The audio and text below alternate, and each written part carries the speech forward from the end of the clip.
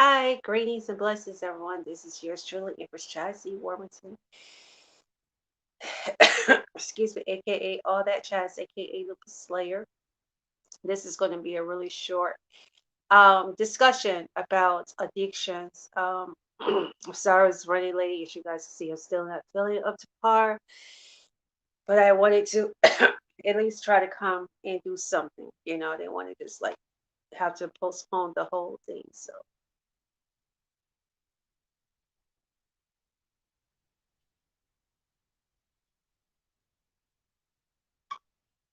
ginger beer is good. Make mine from scratch. But anyway, I'm going to be talking about addictions, different types of addictions, the meaning of the word addiction. And I'm going to pull this up right quick so you guys can see what it states. It says the state of being compulsively committed to a habit or practice or to something that is psychologically or physically habit forming as narcotics, something like that. So that is what addictions is, and abuse, for those who kind of need an idea of abuse is it just in the form of physical, but it's also in the form of mental and emotional and spiritual and verbal also. That happens to a lot. People are verbally abused, which leads to emotional abuse, to psychological abuse, spiritual abuse, and mental abuse. So when you commit one type of abuse, you create and you are actually committing other forms of abuse. And a lot of people are addicted to these abuses.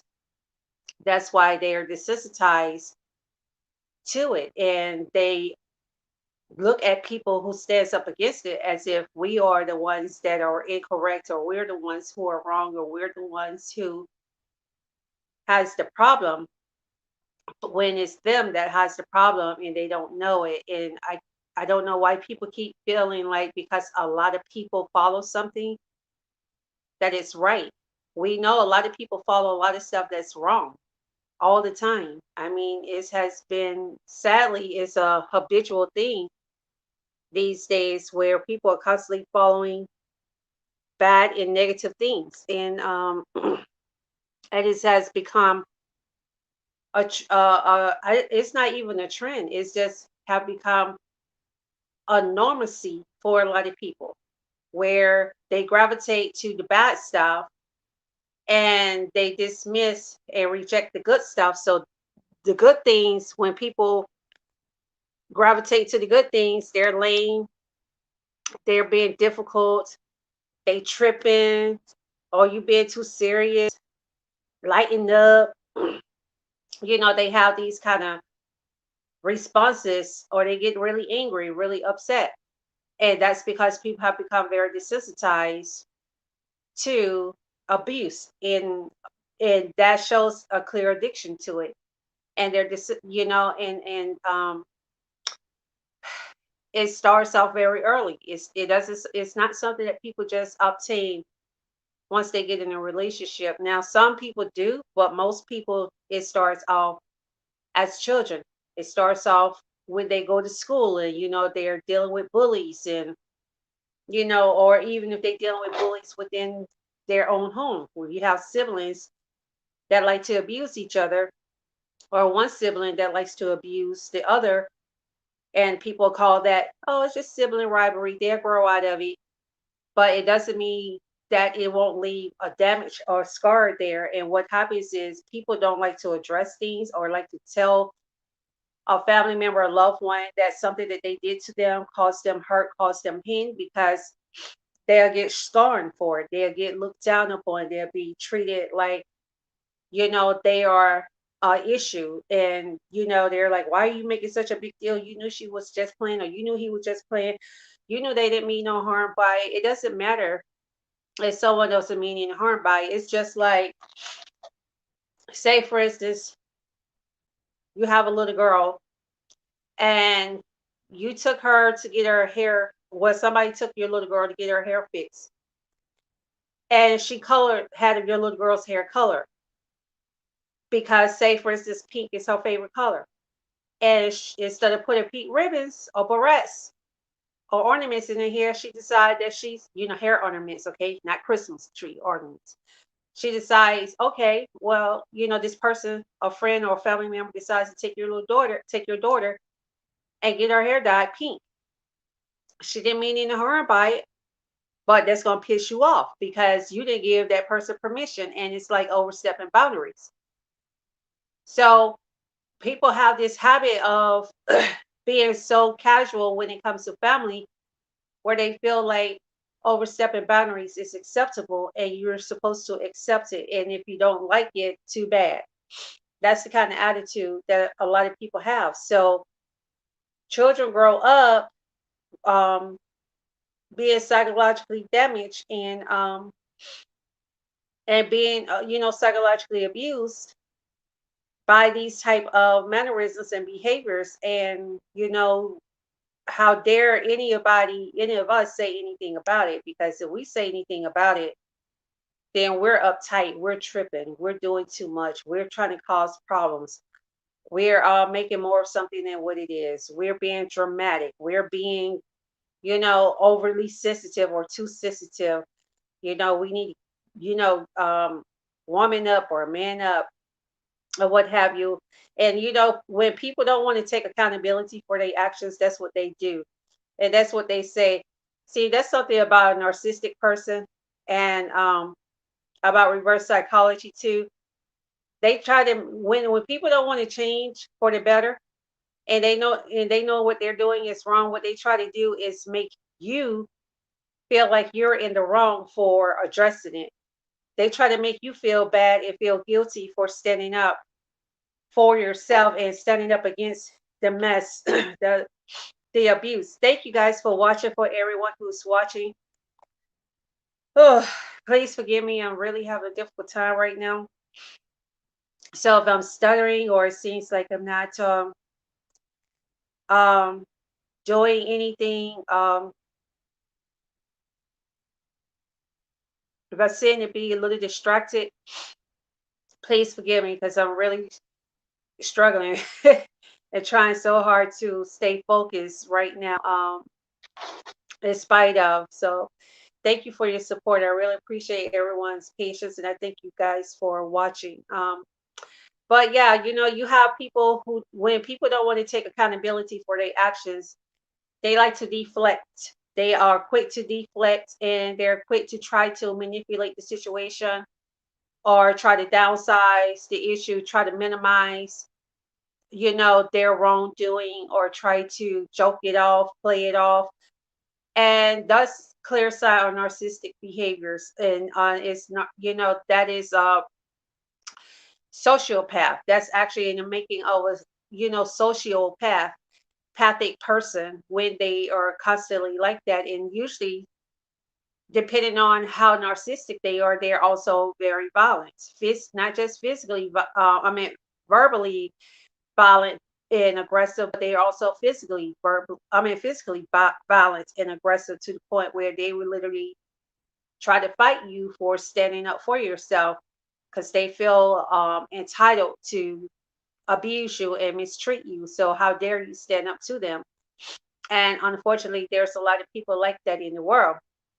And it's just getting worse and worse. It's not getting better, it's getting worse.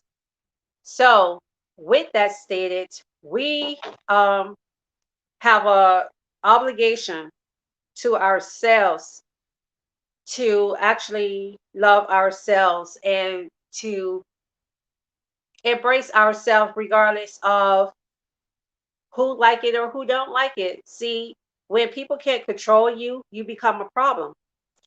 When you stand up to a bully, and you stand up to someone who's very, very proud and very, very arrogant, who doesn't like to take responsibility, and don't like nobody to make them be held accountable for their wrongdoing. They don't, they what they would try to do is, they are first and foremost, they'll try to get a group of people to back them up. And we see this all the time on social media. You will have people who say something in opposing to a rational comment that somebody said states, and something that's actually valid and reasonable. And then you'll have someone who get all caught up in their feelings, and they'll come under that post or go under that person's comment, and they'll start trying to tear that person down and start trying to, degrade the person. And when that happens, the person tries to then, you'll have other people that'll try to follow and piggyback on that, with the person, be like, yeah, she being too sensitive. Oh yeah, she doing too much. Oh yeah, she this, she that. And they don't even know you. They're just pretty much opposing to, your comment because the other person did it. And some people do that. They'll read other people's comments first to get an idea of what other people are stating instead of stating their own truth about it. Me personally, I like to state my own truth. Why are you trying to state your truth of somebody else? State your own truth. It shouldn't matter if your comment or your opinion is not popular. It's not by the popular votes, or it's not favored and, excuse me, not liked, or well received. It shouldn't matter. Speak your truth. And the fact that a lot of people won't speak their truth, they're just based their answers or their comment, their responses based on someone else's comment or response, shows that this person is not genuine. First and foremost, they're weak minded. They have no backbone. They are a follower, and there's nothing wrong with being a follower as long as you're going to be following the right things, because we all are followers at some point in time. But make sure that if you're following something, that you're going to be following the right thing. If you're not following the right things, then it's going to hurt you. I'm sorry, guys. I'm looking that I'm actually sharing this to different groups and everything, and I can't share it to different groups until I'm actually online. So I'm paying attention because I'm trying to see if anybody's messaging or anybody leaving a comment. Because if you leave a comment, I can actually see the comment and I can actually post a comment up. But yeah, so you got a lot of people that are followers, and they base their responses and comments based on what they see the masses stating instead of just being real and standing in their truth. Um, and that also can be when a person has been shunned down a lot for having his or her own opinions or point of view. I mean, like really jumped on and people are jumping down their throat. It can discourage some people. Some people, it can also give them a flashback. Say, for instance, if, like a child you may have a child that come up with ideas that I've seen this happen in families, and it really upsets me because I would see where children are being ignored, like the mother or the father or some other guardian or person in the family would always favor a particular person or persons and ignore this other person in the family, or ignore other people in the family because they choose their favorites. And so with that, they never even give the other person an opportunity. And even if they did, it's like anything that they say, any ideas, any suggestions, is going to automatically be shown and be looked down upon and frowned upon and dismissed because that's not one of the favorite people in the family. So I see that happen a lot in different families, and it's really sad. It's really hurtful. Okay, so I'll finish, guys, so I can put this down now. It's really sad and it's really hurtful, and that is a form of emotional and psychological and mental and spiritual abuse.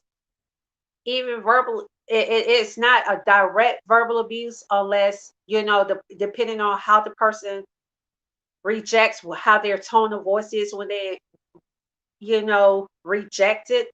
Like if they be it, if they're tactful with it, be like, oh sweetheart, you know thank you for your input, but we're going to go with this idea. We're going to go with your cousin's idea today, this time. Or they say it in a nice way, other than having everybody pick at them and laugh at them or mock them. Like, especially when it's a little child, 3, 4, 5 year old child, 6, 7, whatever, a little kid, and you laugh at them and you pick at them and you taunt them, be like, "You stupid, girl, this little, you'll get your little snotty nose, such and such," and you don't start throwing insults, and then you start getting other people, especially when you ask other people that's around and be like, "Y'all hear her? Y'all hear what she just asked me?" Or you go and you tell people, "Can you believe that little Sherry had the audacity to say, that I should put some marshmallows on top of the sweet potato pies and stuff, make it taste like a souffle top pie. We ain't making no souffle pie, ha ha ha." Like dog the little girl out, and who knows? That may be a good idea, and she may become famous off of that one day. You don't know.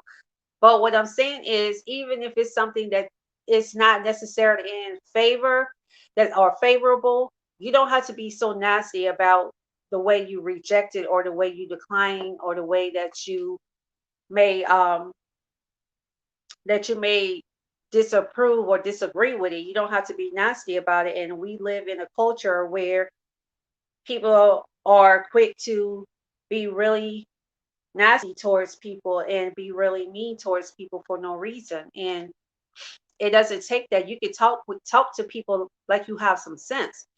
You don't have to talk people to so rough. Well, this how I am. This how I work. No, that's how you choose to be, because you think it's cool, and you're building a barrier because you probably was abused yourself, and you're addicted to abuse and don't even realize you're addicted to abuse.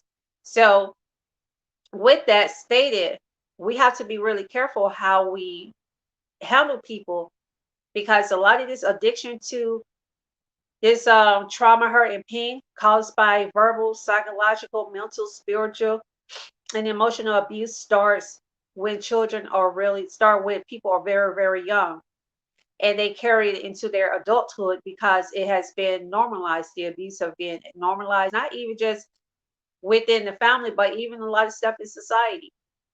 Like, look at these how they treat us as melanin people in this country.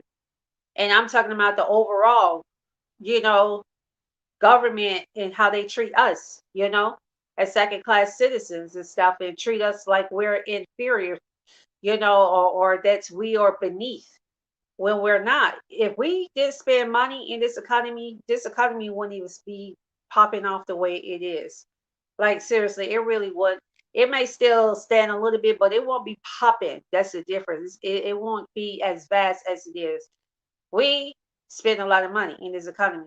So when our government doesn't stand up for us, and when our government allows um, court judges to rule against us for no reason, because they don't like our natural hair, they won't like my afro, they don't like the dreadlocks, they don't like the braids, when it's a cultural thing that we do, it is a part of who we are, of our natural, of our essence, and they shun it because of their personal opinion about it, because they personally doesn't like it, or because they personally doesn't like melanin people, or what have you. It becomes a problem, and that can create is set up the tone for how people, especially melanin people, look at themselves. And sadly, with the ways, a lot of our ancestors was taught, those who were slave is, forced into slavery, they start doing things that are,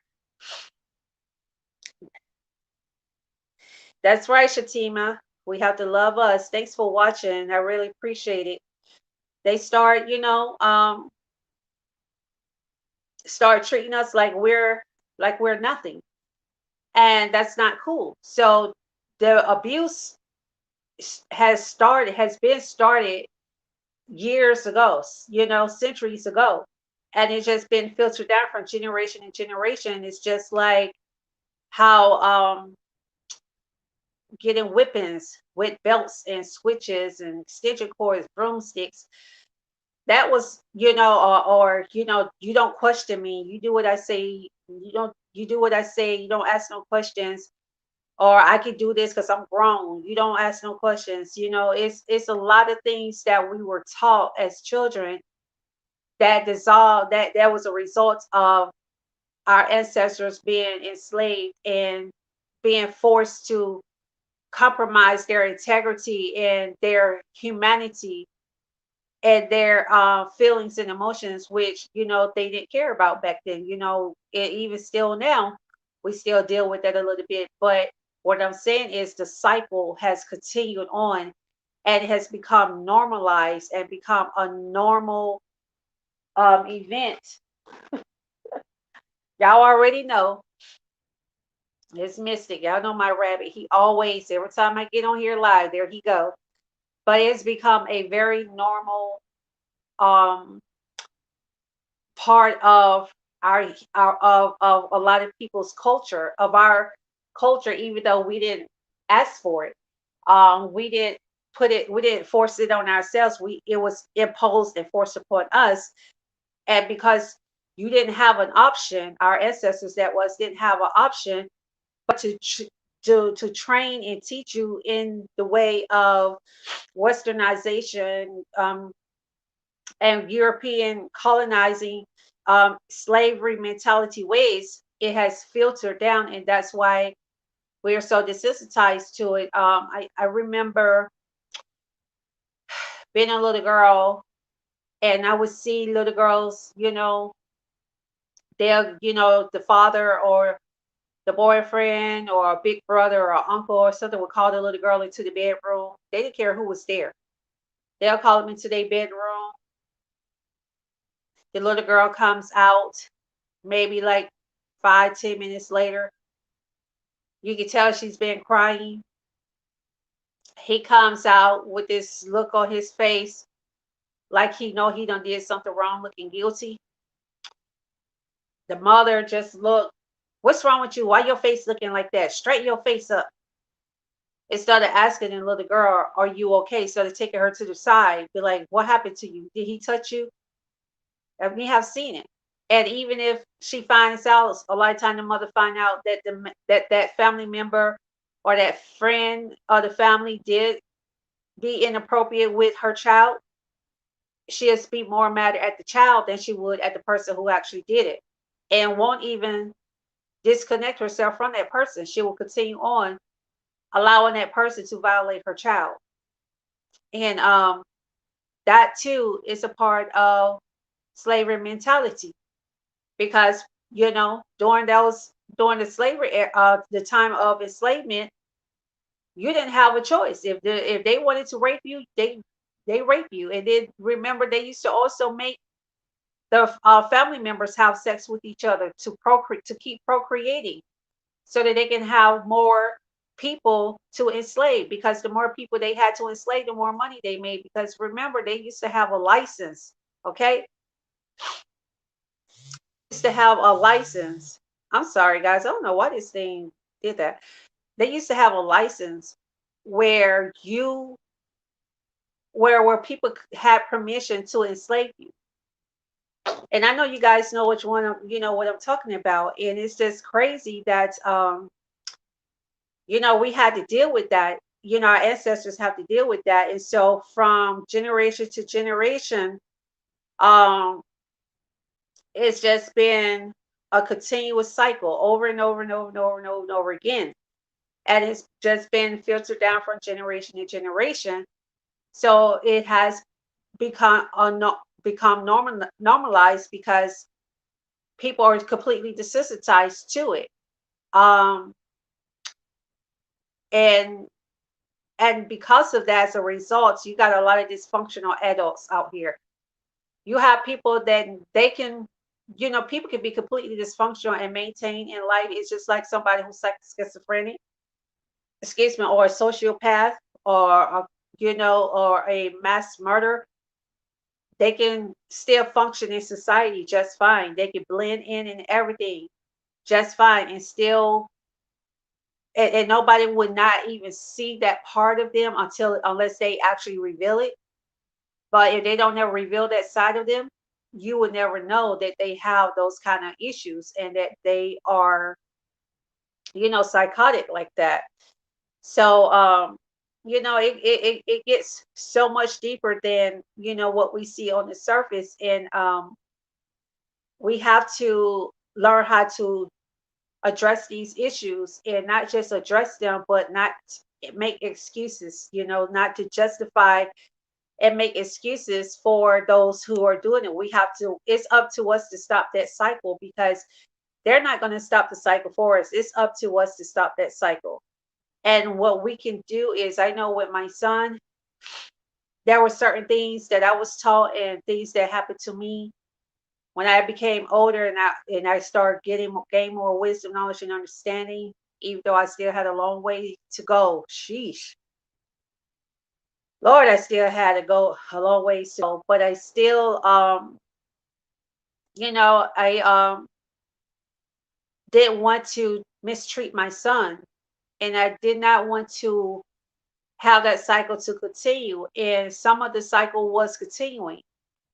And when I came to the realization of that, I think my son was maybe like 8, 7 or 8 years old. I was like, I refuse to raise my child in this, excuse my language, but it is fuckery. I refuse to raise my child in, in enslavement mentalities. I say, it's the buck stops here. The cycle is going to stop with me, for my generation, for my legacy, if, I could do anything about it. And so that's what I did. And so I would sit down and I would have conversations. That was something that never happened to me. I didn't know what a conversation was as a child. Nobody sat down with me and had a freaking conversation. What the hell you mean conversation? No, it's do what I say, point blank, period. You don't have a voice. You don't have an opinion. As a matter of fact, you don't have no ideas. You don't have no concept. You don't have no nothing. And that's the way we were treated. So when we grow up into adulthood, our minds have already been molded and shifted and shaped, rather. And we would have these type of ideas and concept of life, and we would feel that's how life is, and that's what we're supposed to do, and that's how we're supposed to feel about things. And it's the psychology of everything, the psychology right here, the psychological aspect of abuse. And there is a psychological abuse, and it comes from being treated like you're nothing, um, not having a voice, not being able to express yourself and just be yourself, be who you are. And a lot of parents do this too, even though their intentions be sincere, where they want their child to take on a career that is going to be more promising to them.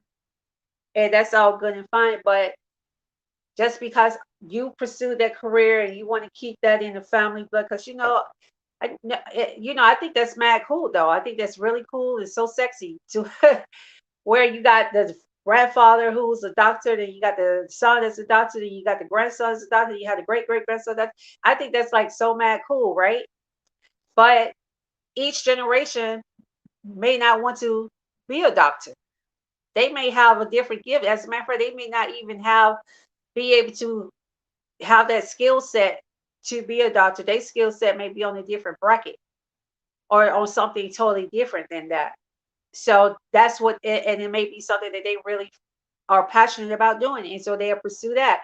But then you have the family, they'll get mad at them. You got some families, they will literally exile um, certain family members if they don't continue on carrying on a certain legacy, if they refuse to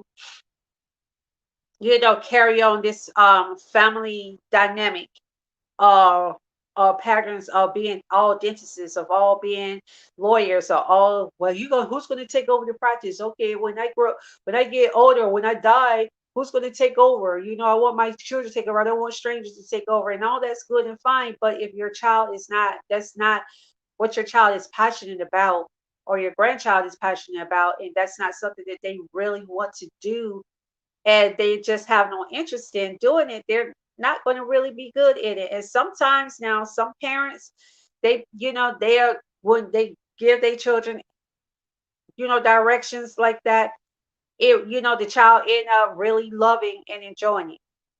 But you got some children, they don't. And that's why there's nurses, there's this documentary that I just happen to come when you watch YouTube, YouTube will just randomly place things. So YouTube was playing this documentary. This documentary came on about these nurses who and doctors who were saying that, their families wanted them to continue the family legacy on to be doctors, to be nurses, to, keep this generational thing going. And they were really miserable at it. So they were abusing the narcotic medications in the that they could get access to, and how they would have family or friends to come in, and of course they're not going to know that's their friend particularly or family member, even if they have the same name. Sometimes that can happen out of coincidence.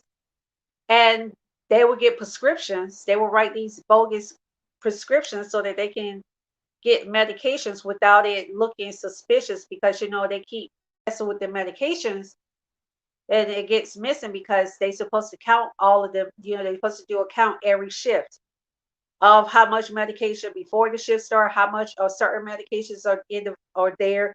And every time a medication is taken out, they're supposed to check it off this chart so that they will know how many is left, at the conclusion of a particular shift.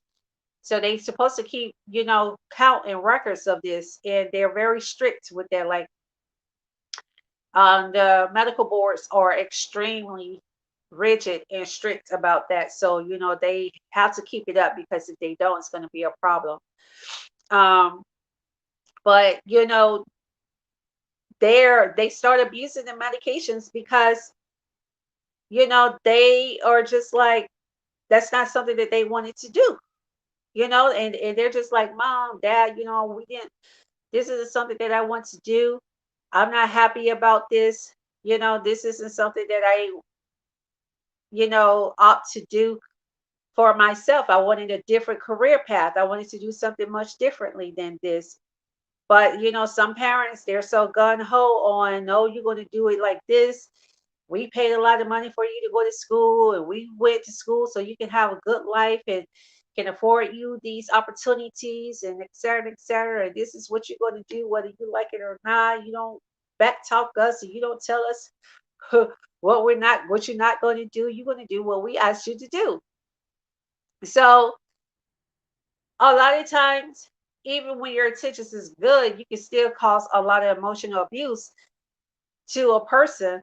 And that's why some people, their addiction goes from just hurt, trauma, and pain emotionally to addictions on street drugs or alcohol or reckless lifestyles, gambling, or other self destructive types of behaviors.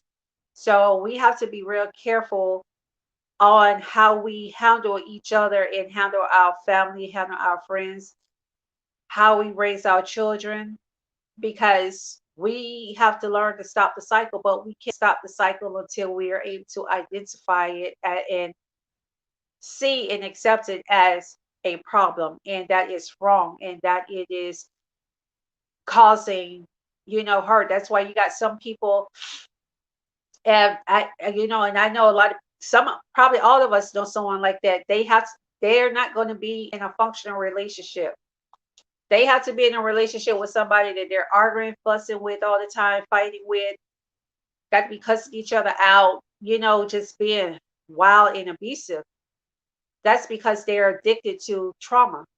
They're addicted to hurt. They're addicted to pain caused by some type of abuse, even if the abuse was sexual. Because a lot of times people who are sexually abused, they act out that way. They act out in ways like that, especially when the abuse is by a close family member or a friend, close family friend, or someone who they looked up to as a mentor, or who should have been a mentor, like a teacher or principal or coach or something like that. It can really devastate a person psychologically. And then some of them, they get into this this dysfunctional self-destructive path and pattern of only wanting to be with someone who would abuse them.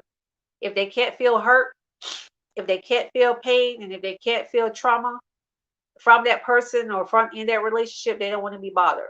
Even if it's a friendship, they want to be friends with somebody who's going to fight with them, argue with them, cuss them out all the time, because they don't know how to function and functionality. You can't expect someone who is that dysfunctional to be able to function in a productive relationship and be able to identify and be able to appreciate a healthy relationship until they're able to identify that they have a dysfunction and that they're dysfunctional and they have addictions to dysfunctionality, to trauma, hurt, and pain, and all this stuff, and be willing to do what it takes to heal and become whole.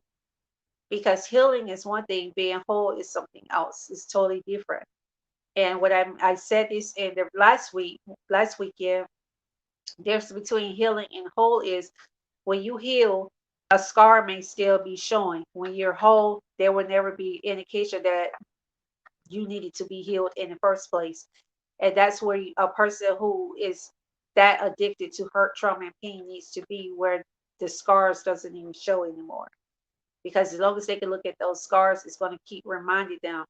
And sometimes it can cause them to go in withdrawals, like people who withdraw, they go to detox and all that stuff, but then something happened, and then next thing you know, they start back doing the drugs again, or the alcohol, or the gambling issue, or whatever, have become a sex addict, or whatever addiction they had, because they were not whole.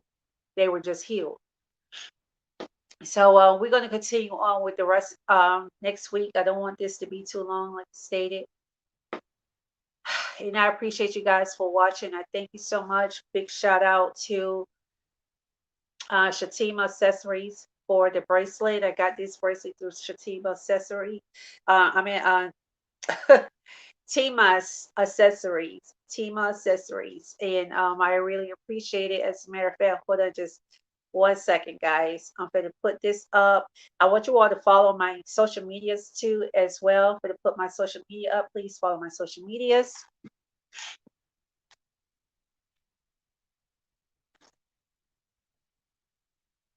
Let's see.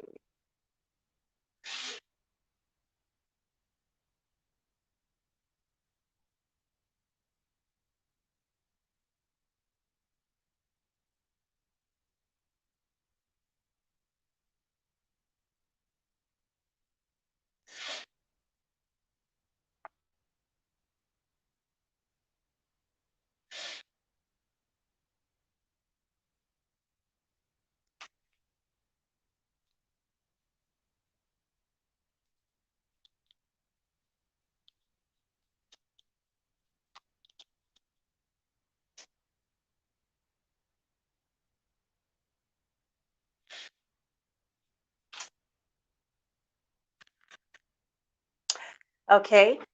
Now, and also on my Gloves On campaign, for those who thank you for my Gloves On campaign. Make sure you follow me on my social medias. That's Lupus Slayer, at Lupus Slayer on all my social media platforms. You see where that says Lupus Slayer, at Lupus Slayer, one word together, on all social media platforms. Oh, he's really been a big old baby. He really is. So I'm going to, but yeah, this is where I get my jewelry. I wanted to put the email, the link up. So this is the link for not just this bracelet, but I get a lot of my jewelry, that you all see. I get it from um, timasaccessories.com. So you guys make sure y'all look her up. This is a small independently owned business, and I always try to support small independent owned businesses. And our featured business for this week has been um, TBIG LLC, which is a woman-owned wholesale warehouse in Douglasville, Georgia. And would like for you guys to go out and support this featured business, and to check out the inventory. They have a lot of stuff. I actually shop there regularly. I'd rather go there than to Sam's or Costco or anywhere else. So I would check to see if they have it first. And if this warehouse have it first, I get it from this warehouse other than before I get it from, you know, anybody, any other stores, because I want to support our people. So thank you all for watching, and please make sure, if you like, you guys can do sponsorship, Patreon, and donations if you like to my platform, and it would be greatly appreciated. And remember, for those who've been following me, I'm always trying to do something that helps in the community, do some kind of advocacy work or something. So with me doing advocacy work with my Gloves On campaign, any kind of donations or patrons that you do, anything that you purchase from um, the merch from the Zoe's Design Store, which is my design company that I also have on the website, a percentage of it always goes towards my campaign, my Gloves On campaign, as I advocate for those with chronic illnesses and diseases that, like me, and disabilities, which I have. And so anything that you guys could donate or would like to gift towards my cause and my advocacy mission, and towards even just supporting my company, my businesses all together, would be greatly, greatly appreciated. And I really thank you guys so very much. And I definitely would love for you all to be able to purchase my calendar. I'm going to go here. Time is literally running out, and I do need to be placing this order next week. If I can't place this, well, yeah, next week, um, so that they have time to print it out. I definitely need to go ahead and print this, how these calendars print out, but I have to order a certain amount at a time for the prices to be reasonable and fair. If not, then it's like irrelevant for me to even order any of them. But I would really appreciate it if you guys can go to the website and support me in my Gloves On campaign endeavors. And this is the website, Gloves On campaign, www.cheenllc.com/advocacy dash charity. But you can just go to the homepage. You don't even have to type in that whole browser, that whole URL. I mean, you can just go right here to www.cheenllc.com, and it's right on the homepage. So you can do that if you like. And also, like I stated, if you would like to make a donation, you're more towards the campaign, particularly my Goals On campaign, my advocacy mission, you most definitely are welcome to do that. You can submit you can donate 5, 10, 20, 50, 75, $100 or more. For all donations that are $50 or more, you automatically get a free calendar. You will get a free calendar for donations $75 or more. Duh. What do I think? All donations $75 or more, and I think I made that mistake yesterday. I meant to say $75 or more, not $50 or more. So I had to correct myself for that. For $75 donations or more, you get a free calendar, and you also get a free Gloves On campaign um, thank you kit. It's like a gift basket. If you make a donation of $100 or more, you get a cover. You get a cover and pillow set that is in the colors of my campaign, and I will send that to you. No shipping and handling fees. You don't have to pay for any of that. That cost is completely covered by me. So you would get that for any donations that's $100 or more. You would get a throw pillow set. with the Gloves On campaign color on it. So thank you so very much. And those colors are gold, purple, and white. As you all can see, gold, purple, and white is the colors for my Gloves On campaign. So thank you guys so very much for your support. Thank you for being so patient and understanding and being so supportive. It is really appreciated. You all don't understand unless you deal with any type of illness. If you ever had cancer, if you ever had to go through any kind of serious health issues, it is really, really hard. It's difficult. So when you get support and people are genuinely supporting you, it gives you so much strength. It makes you feel so encouraged. It inspires you to continue on, to press on. So thank you to every single person who has donated and anybody who has supported me in any way, especially with my Gloves On campaign, advocating for those with chronic illness and diseases. And I'm so grateful and so appreciative of your contributions and of your love and your compassion that you have shown towards me throughout the years. And for those who even welcome me back with open arms, because to be honest with you, I was really hesitant because I know that I'm not well, you know, and I still have this, but I just had to step out on faith and not continue to suppress myself. You know, I understand this is a condition that I'm going to be living with, you know, for I don't know for how long, but hopefully, one day soon there'll be some kind of remedy for it where I don't have to find myself constantly living with this. But I was trying to find, okay, let me go to browse because I want to show you guys something. Because see, what happens is I know people be hesitant to make donations because people do be scamming sadly. And then those of us like myself who really needed needed donations and will do right by the donations and actually have a legitimate claim and cause, it make it more challenging for us because people are have been ripped off so much and been deceived. So but I don't like to deceive people. I like to be upfront and be honest and very transparent about what's going on. And so even right here, as you all can see, I have other pictures that I can show. I have videos on my as a matter of fact, you guys should go to my YouTube channel, Lupus Slayer.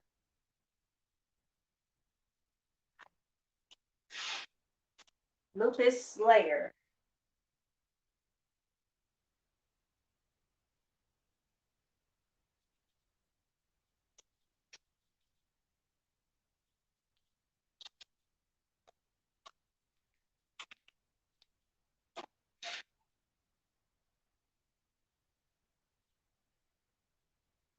Mystic, what are you doing?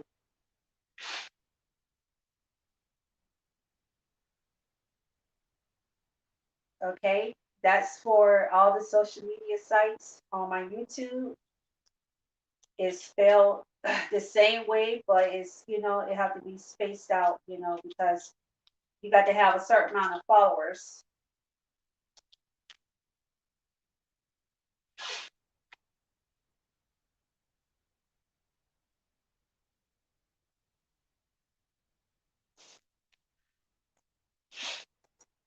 And I'm actually in the process of working on getting my campaign actually targeted to a nonprofit because another thing with emotional abuse and addictions to emotional abuse and trauma and pain and psychological abuse, it can also create it can you can unintentionally cause yourself to get chronic illness and diseases because of the stress on your body. um, so that's something that a lot of people don't realize that stress and trauma can actually create it causes you to have um, chronic illnesses, diseases will cause them to flare up. That's what happened with me when my body experienced so much trauma from the car accident. It provoked a lot of things to start coming up, and one of those conditions is lupus SLE and the vis vagal syncope, the rheumatoid arthritis, and several other issues. And I was not having any of those problems until the car accident. So trauma, being addicted to trauma, hurt, and pain doesn't just it can be debilitating. It can cripple you in so many different ways. And so that's why it's really important that we talk about addictions to hurt, trauma, and pain that's caused by abuse. Because a lot of people have suffered so much abuse, and people are sitting up here dying inside from the inside. Once you die inside, you down outwardly. That's why people commit suicide and stuff.